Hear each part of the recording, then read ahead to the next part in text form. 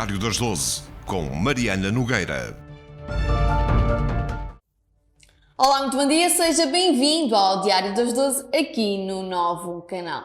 O Governo dividiu no passado sábado o país por zonas de risco. A região do Val Sousa está maioritariamente nos concelhos de risco extremo.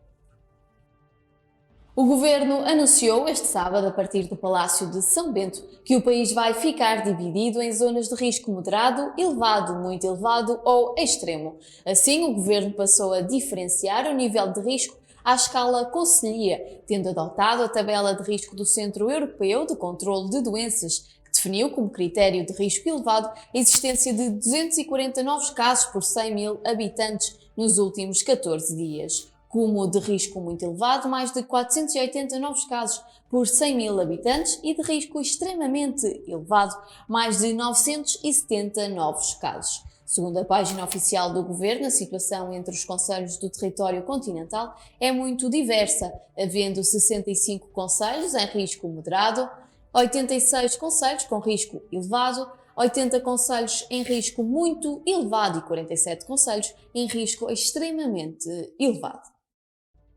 E neste mesmo sábado o Governo divulgou também as novas medidas a aplicar a todo o país, ou seja, a todos os concelhos de território continental.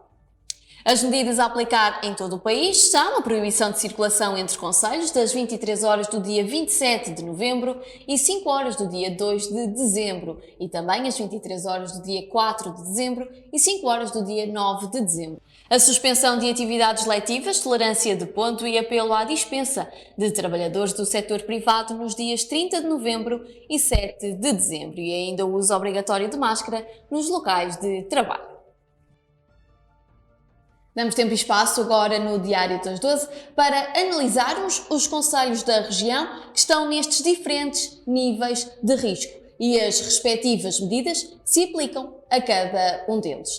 Nos concelhos com risco elevado apenas se encontra o concelho de Peso da Régua, e as medidas aqui a aplicar são as seguintes: são as medidas nacionais, as gerais que eu apresentei no diapositivo anterior, e ainda a manutenção da proibição de circulação na via pública das 23 horas às 5 horas, a manutenção do horário de encerramento nos estabelecimentos comerciais às 22 horas, nos restaurantes e equipamentos culturais às 22h30, e ainda a ação de fiscalização do cumprimento de teletrabalho obrigatório. De relevar que estes concelhos com risco elevado correspondem a 240 a 480 casos por 100 mil habitantes.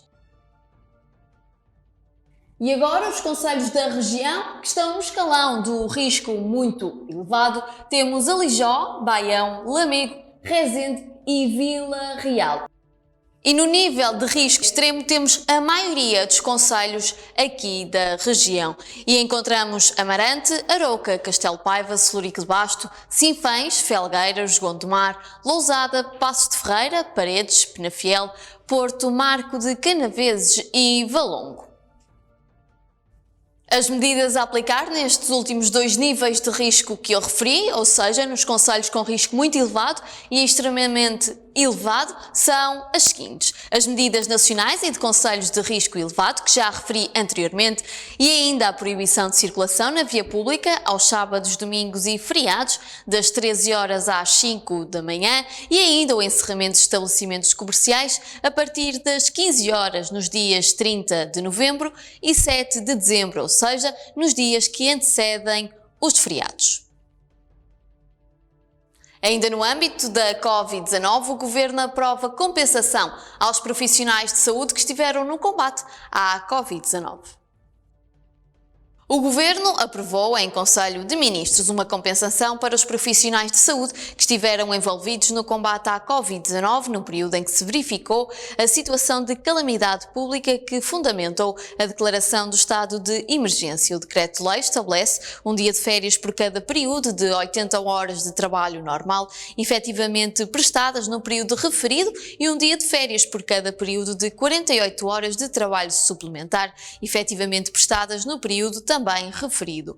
O decreto determina também a fixação de um prémio de desempenho pago uma única vez, correspondente ao valor equivalente a 50% da remuneração base mensal do trabalhador.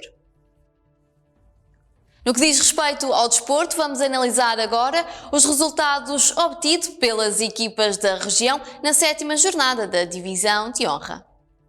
Rio Tinto venceu a 3-1 contra Lousada B. Águias de Eiris ganhou a 3-0 contra Caíde de Reis e Tânia de Sanfins, também a 3-0 contra Ferreira.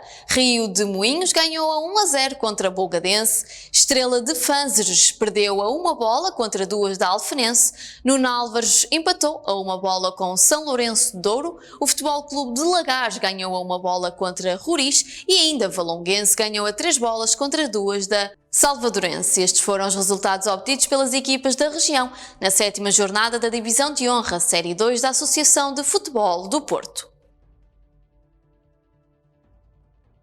Passamos agora à habitual análise do trânsito aqui da região nesta segunda-feira. Continua a manutenção na via na A4 ao km 8 e ao km 13 no sentido Porto Amarante. Há ainda um acidente na A1 ao km 5.3 no sentido Porto Lisboa. Vamos ver agora as previsões da meteorologia para este dia 23 de novembro. As previsões para esta segunda-feira, segundo o Instituto Português do Mar e da Atmosfera, são de céu em geral pouco nublado e acentuado arrefecimento noturno. Haverá ainda uma formação de geada no interior norte e centro, com temperaturas máximas de 18 graus e mínimas de 5 graus e o vento estará fraco. E chega assim ao fim o primeiro Diário dos 12 desta semana. Já sabe que se quiser ver estas e outras notícias mais aprofundadas pode acompanhar logo o Novo Notícias às 19h45. E hoje, como é segunda-feira, ainda o programa Ponto e Vírgula com o Dr. Rui Brito Fonseca. Portanto, são ótimos motivos para ficar desse lado. O Diário dos 12 regressa amanhã à mesma hora. Tenha um excelente dia.